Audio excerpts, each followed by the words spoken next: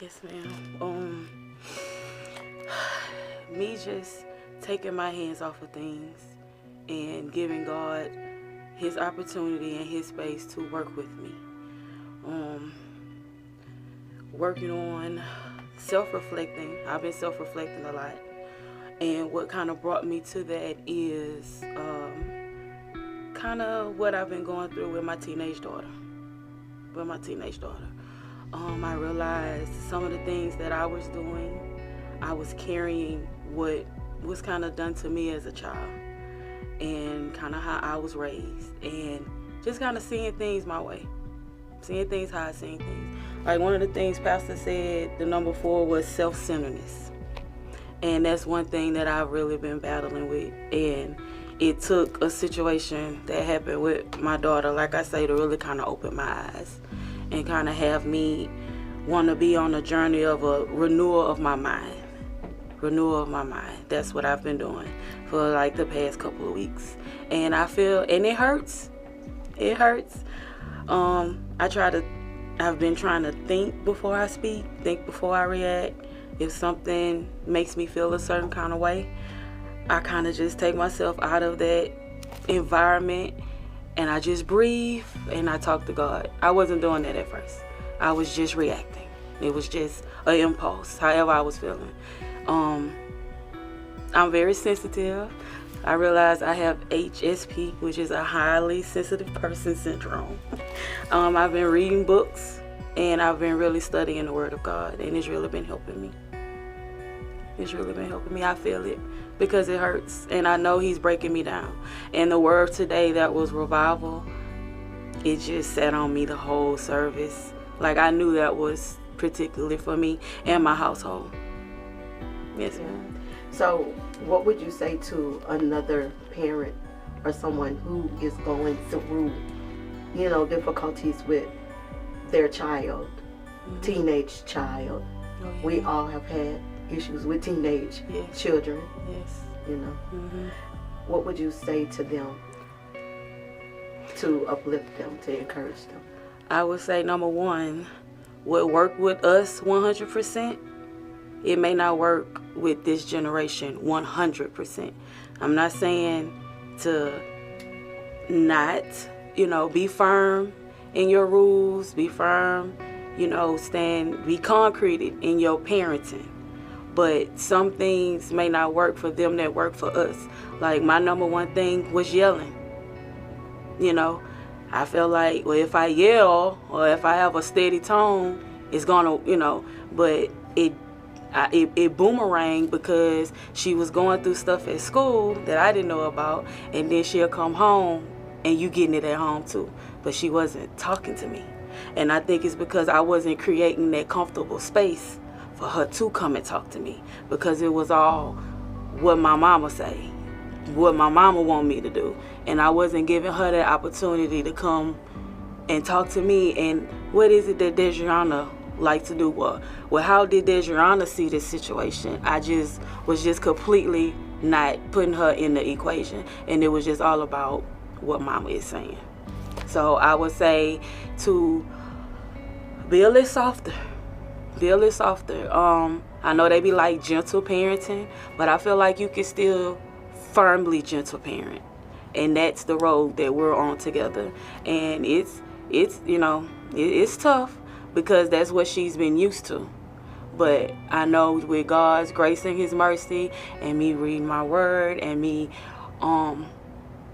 executing what it is, how He want us to be, and how He want us to look at our sisters and our brothers, I know it's breaking down barriers, and we're gonna, renew our relationship and be on a good journey. Like I say, renewing your mind, self-reflect. Because if it wasn't for me self-reflecting, I don't feel like I'd be here, especially in the house of the Lord right now, realistically. So I say self-reflect and listen. And don't think you have all the answers, because this generation is going through and seeing way more things than we have ever seen and went through.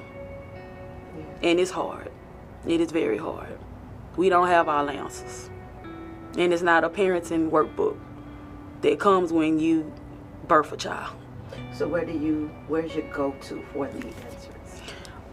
I've been listening to podcasts. I'm sorry, y'all. Get some hair.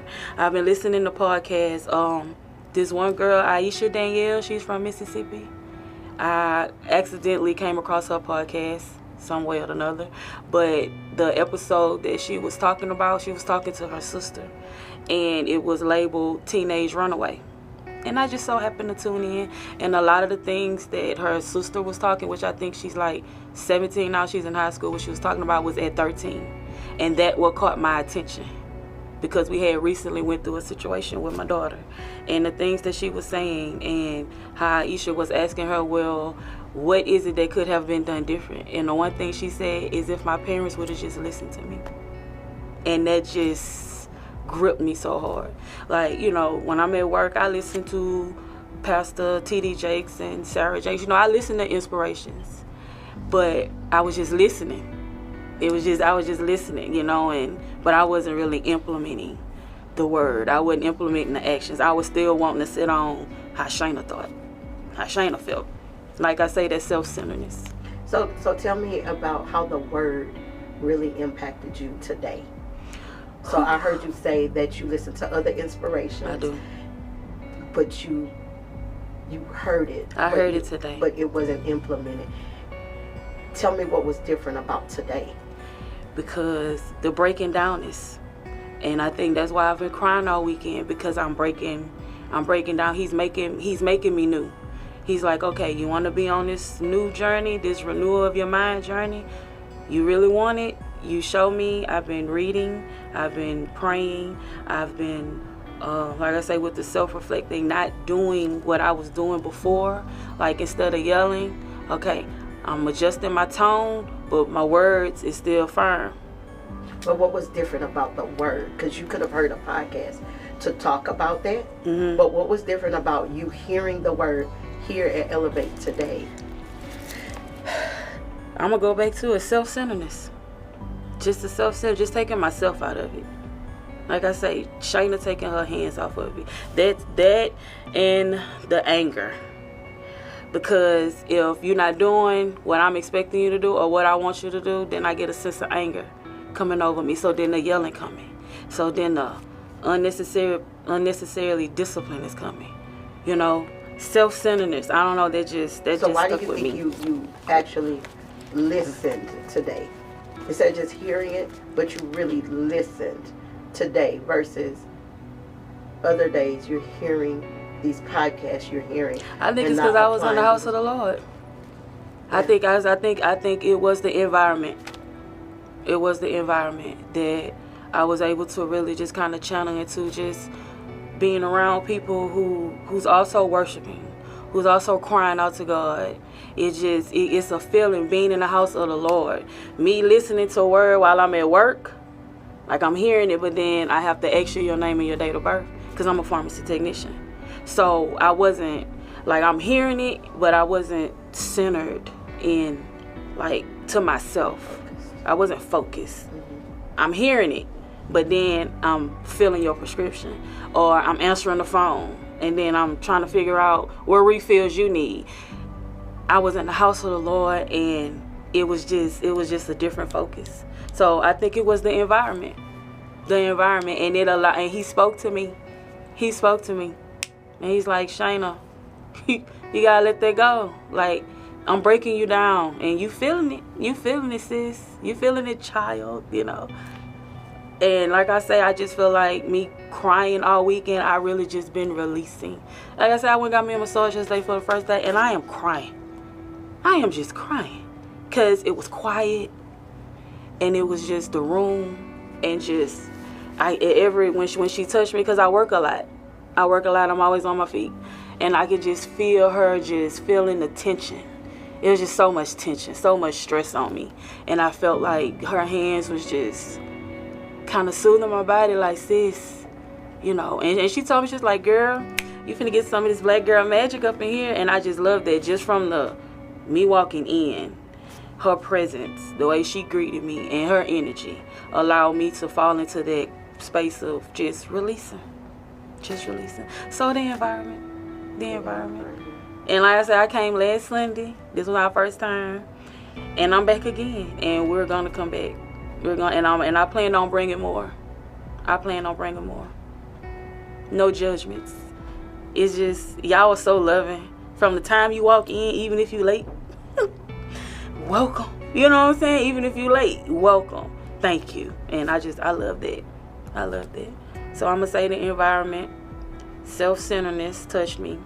And just being revived. Like, it's never too late. It's never too late to start over. So, at 39.